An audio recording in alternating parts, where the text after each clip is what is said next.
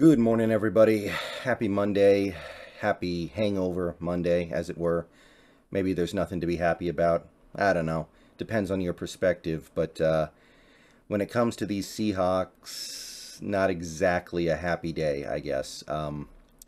Still reeling a little bit. I think we all are. But I want to talk about something. And to a lot of people who watch this video, what I'm about to say is going to sound pretty obvious. Pretty, like no duh, like people are gonna listen to what I have to say and they're gonna go, yeah, of course I knew that, everybody knows that. But I feel like there's a lot of people who get lost in the weeds when they watch a football game with their favorite team. And I look at the comments on my videos, I look at the comments in my Discord and my stream, and I think it is valuable for us to remember something. Now, first of all, there are definitely people out there who have already kind of thrown away this season, and they're not throwing away this season because of this game. They're throwing this season away because of this roster. They're throwing this season away because of our quarterback situation.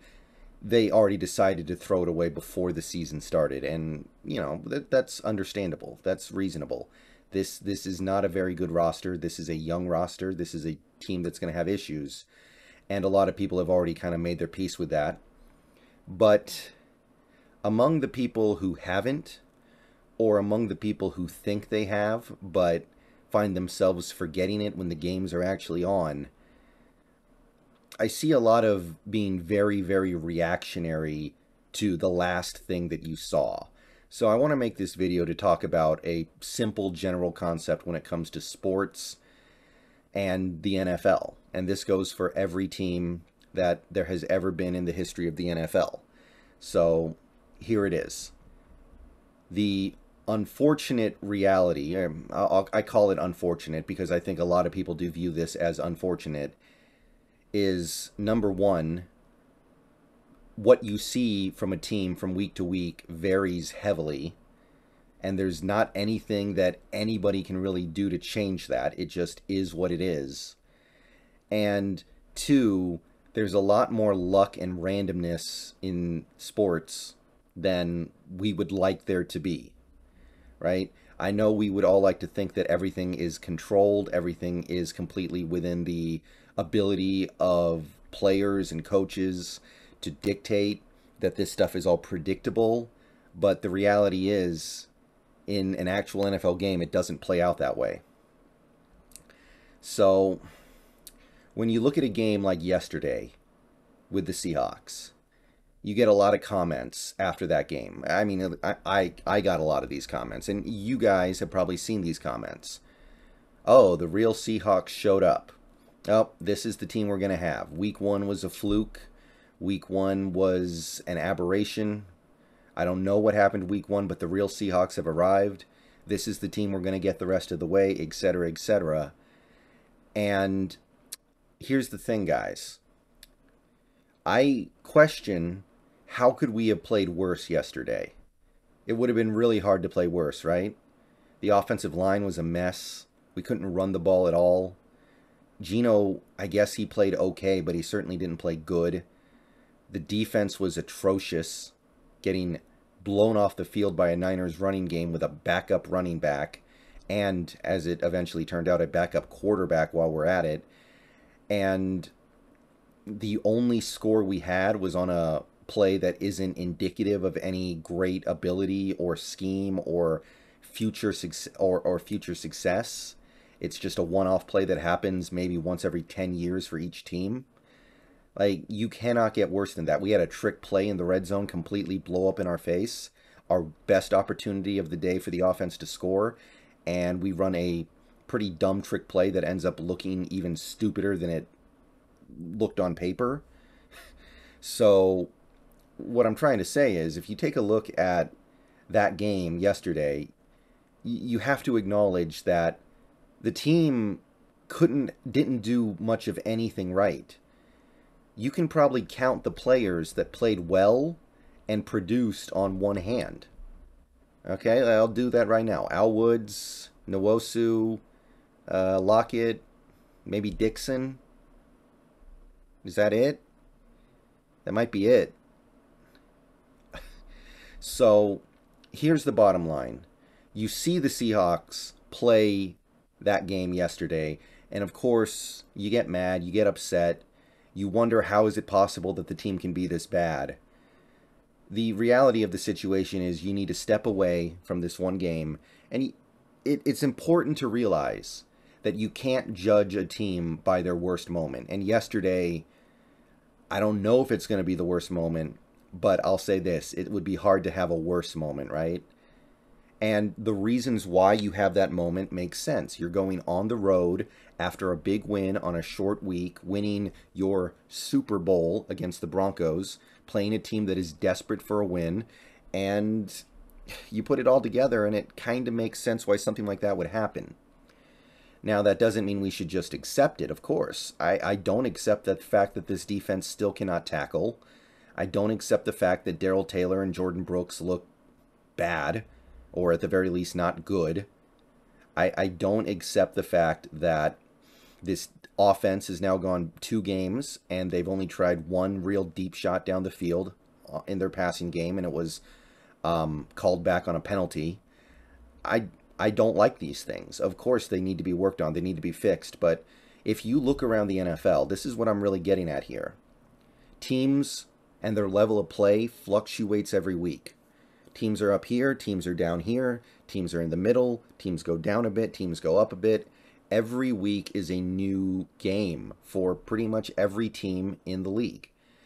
And there's no team that just stays on the exact same even keel every single week. That doesn't happen.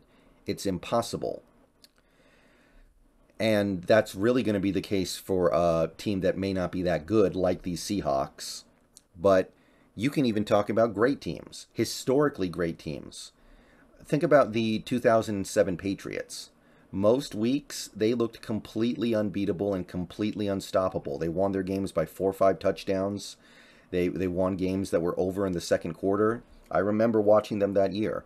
But then they had games where they went toe-to-toe with a mediocre Eagles team with their backup quarterback. They should have lost to a bad Ravens team. And honestly, by the end of the year, they were not playing that well. They were going through the motions and just winning fairly competitive games. They were not killers anymore at the end of 2007, culminating at the end of the playoff run when, honestly, I don't even think they were playing good. I didn't even think they were a good team by the end of this season that year. And that's one of the best teams of all time. That's a team that was 30 seconds away from going 19-0. So if a great team can't sustain a high level of play every single week, then a bad team certainly can't be expected to maintain a good level of play. So you look at that Broncos game last week the Seahawks played, and that was relatively close to the best these Seahawks can do in all likelihood. You look at how effective and efficient the offense was in the first half. Passing game was very, very effective. The running game was efficient. The defense gave up yards, but they came up with a couple of red zone turnovers, and they held strong near the goal line. They won the special teams battle. They won the turnover battle. That's probably about the best these Seahawks can do. We're not as good as we looked against Denver, but we're not as bad as we looked yesterday. It's almost impossible for it to be. So the reason why I made this video is just to remind people that teams fluctuate. The way the Seahawks played yesterday was pretty much an F- performance, and there is some stuff that needs to be called out. But it's important to keep in mind that teams go up and down every week. Like, you saw how good the Bills looked on Thursday night, right? You think the Bills are going to look that good the whole season? Do you think the Bills are going to go out there and blow out every team by 4 or 5 touchdowns? It's not happening. So just understand that the NFL season is a process, and sometimes that process comes with fluctuations. And it's not a bug, it's a feature. It's impossible for a team of 53 individuals and X number of coaches to stay on the exact same level the whole year. We're not as good as we looked against Denver, but we are not as bad as we looked against Frisco. I'm just going to go ahead and say that. Maybe we're bad. we might end up being really bad. And if that happens, so be it. But the level of incompetency that you saw yesterday in San Fran, or, well, Santa Clara, you're unlikely to see it again this year because it was so completely incompetent. This is something that the coaches are going to get in the meeting room this week to look at, figure out who's not doing their job, where are these things coming from, why is this happening. They're going to adjust, and they're going to come out next week with something new that should work better, if only because this didn't work at all. And that speaks nothing to the, let's just call it what it is. There's quite a bit of luck involved in this stuff. Sometimes things are just out of the control of your team, out of the control of your coaches. Just random stuff does happen in this league as well. I think that's important to keep in mind. Like, you look at a game like what we did against the 49ers. Some people would say that we got unlucky when Trey Lance left and Jimmy came in.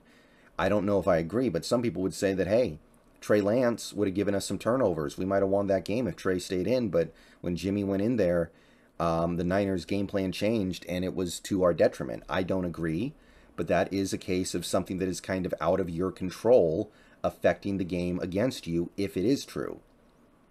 So just understand that the level of sheer futility that you saw yesterday is unlikely to come back again.